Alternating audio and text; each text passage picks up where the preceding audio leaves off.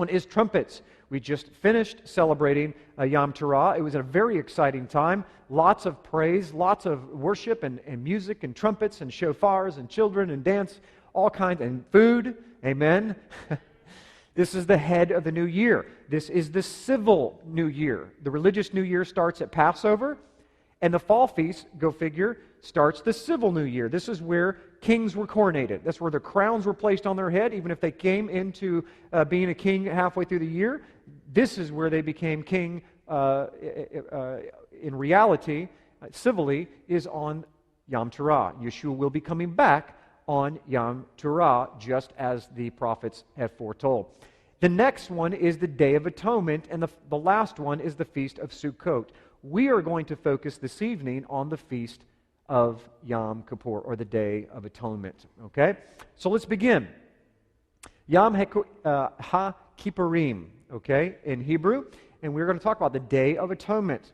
So let's begin and let's learn in detail what the Feast of, or the Day of Yom Kippur is all about. It's known by several different names. First of all, it's known by Yom Kippur, the Day of Atonement. You're familiar with that one.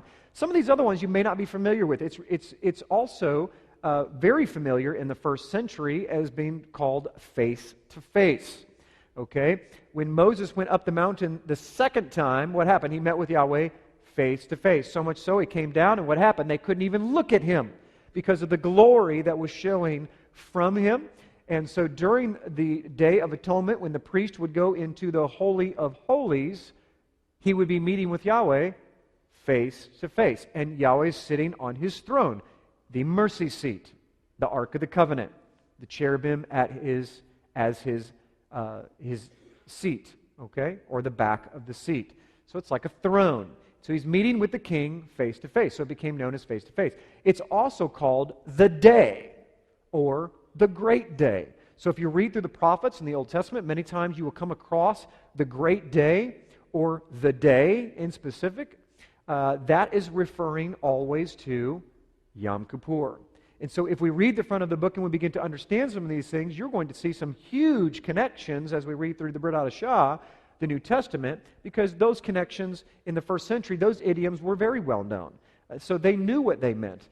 We, on the other hand, are not very familiar with our Hebraic root, and so we skip right through those and we begin to attach different days to those. And so I'm going to suggest, as we just move forward here, that by the time that we're finished, you're going to be, maybe this is your first time watching online and you've never really even seen or understood the feast days before. Maybe you're brand new, but I can promise you what's going to happen is you're going to read your New Testament differently because things are going to pop out at you, and never again will you fall for the idea that the Messiah can come back at any time.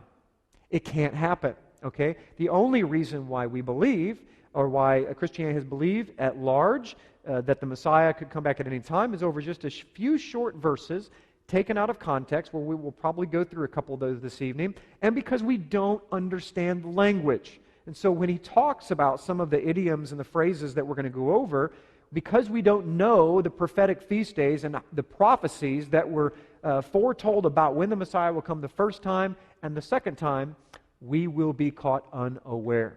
Okay? And we don't want to be caught unaware. Also, it's called the fast. Why is it called the fast? Because they fasted. All right? So it was called the Great Fast, or simply the fast. Also, the great shofar, the shofar Haggadah, okay? The great or the high shofar, okay? Nehillah, the closing of the gates. This is so incredibly prophetic, and it's amazing because most of you know that the Jewish people at large do not believe in Yeshua as Messiah. But yet they know in the feast days that even they know, they don't have the New Testament in their understanding right now, but they know that Yom Kippur is the closing of the gates. There is no other time to come to the knowledge of the Creator Yahweh. The last day is right when this shofar Haggadah goes off. That's it. The gates are closed. And you see that terminology in Revelation. You see it in 1 Corinthians. You see all these things. I knock at the door. Okay, in Revelation. Why do you think he's saying that? I stand at the door and knock. He's waiting because that door is going to be closed. He's giving you the chance to open that door. There will be a time when He will close that door and there will no longer be a knock.